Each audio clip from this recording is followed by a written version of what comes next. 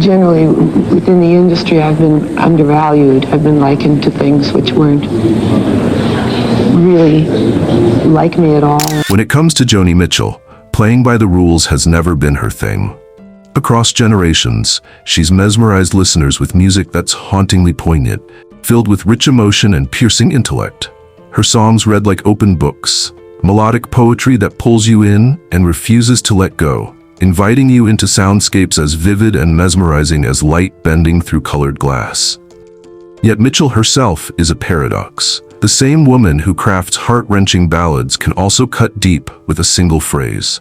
She has a sharpness to her that appears when least expected, delivering lyrical daggers with surgical precision. Those who've dared to cross her, even unintentionally, have likely felt the weight of her disdain. And when Joni speaks, whether about music, ethics, or someone's entire persona, she does it with piercing honesty. Her critiques are not whispered in private, they're broadcast boldly and without remorse. You could almost stack her complaints as high as her awards, and the list would still grow. But what's fascinating is how her refusal to sugarcoat has become part of her mystique. Empty compliments and polite applause aren't her style. She's not interested in faking it. Joni stands by her convictions, unfiltered and unafraid of the backlash. She's challenged the music world's etiquette with an almost gleeful disregard. While others might tiptoe around sensitive topics, she bulldozes through with unapologetic candor. Her legacy includes not only brilliant songs, but also a string of unforgettable takedowns. There's no cushioning her critiques. They hit with the force of an emotional uppercut.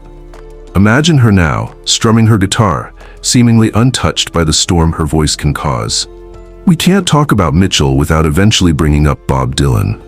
Dylan, a towering figure in American folk, seemed at first like a natural ally to Joni. They shared stages and sensibilities, inspiring one another in the early days of their careers. Mitchell has even said that Dylan's positively 4th Street cracked open her own creative potential. But harmony didn't last between them, and things soured sometime in the mid-70s. From admiration, her view of Dylan turned into something far more biting and cold. "Bob and I are nothing alike," she later remarked, shrugging off his legendary status. Her words about him weren't just dismissive, they were devastating. Calling Dylan a copycat, she accused him of constructing a false image and using a voice that wasn't his own. "You can't believe a word about Bob." That's the kind of comment that makes you stop mid-thought, not just for its boldness, but for how outrageous it sounds. Suggesting Bob Dylan, the rock poet who won a Nobel Prize, is a pretender is like saying the Mona Lisa is a stick figure. It borders on blasphemy. But true to her nature, Mitchell didn't hold back. Back in 2013, she unpacked her thoughts even more.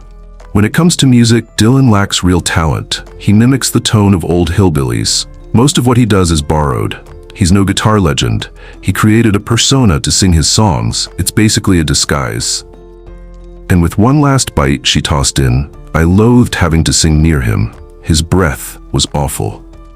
Now, to give Mitchell some credit, she may have a point about Dylan's flair for performance.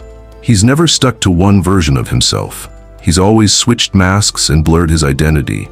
But there's something a bit amusing in Mitchell calling that out, especially considering she, too, changed her name. She was born Roberta Joan Anderson. Still, Mitchell has never really cared about being called a hypocrite. Deep down, she's an artist who follows her gut, and when her gut tells her Dylan's a fake, she'll proclaim it loud and clear. Awards be damned. Dylan may be the most headline-worthy of Mitchell's targets, but her criticism of Judy Collins is possibly more unexpected. Collins, a fellow legend of folk music, actually helped make Mitchell famous by covering Both Sides Now back in 1967. That version turned into a huge success, climbing to number 3 on the American charts and solidifying Mitchell's name as a masterful songwriter. You'd imagine Mitchell might be thankful for the spotlight, but her opinion of Collins's version is, well, anything but warm. For her part, Collins hasn't hesitated to address the strain. "I heard something about Joni not being fond of my version," Collins said with a shrug, like brushing off a mosquito. But Mitchell's supposed frustration with that rendition doesn't seem to be about the arrangement itself. Instead, it likely came from the praise and popularity Collins received. At one point, people even assumed Collins had penned the song, which must have seriously irritated Mitchell. "Seems like she's jealous," Collins once mused. But given her track record as a songwriting genius, she really has no reason to be. Honestly, she should just be thanking the heavens. This rift between Mitchell and Collins hints at something bigger. A classic tug-of-war between staying true to your art and chasing success.